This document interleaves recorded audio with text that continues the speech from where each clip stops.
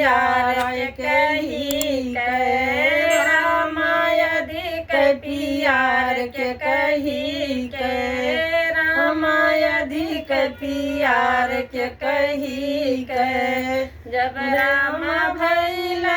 दुइये बरिस के जब राम भइल दुइये बरिस के मांगल दूधवा कटोर के कही से मांगे दूधवा कटोर के कही से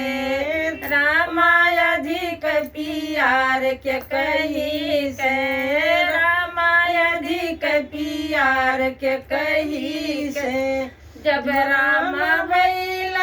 5 बरिस के जब राम भइल 5 बरिस के मांगल पोथिया पुराण के कही से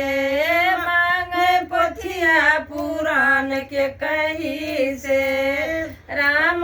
अधिक पियार के कही से राम अधिक पियार के कही से जब राम भइल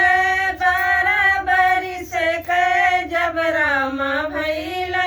12 बरिस के मांगल करीना कुमार के कही से मांग करीना कुमार के कही से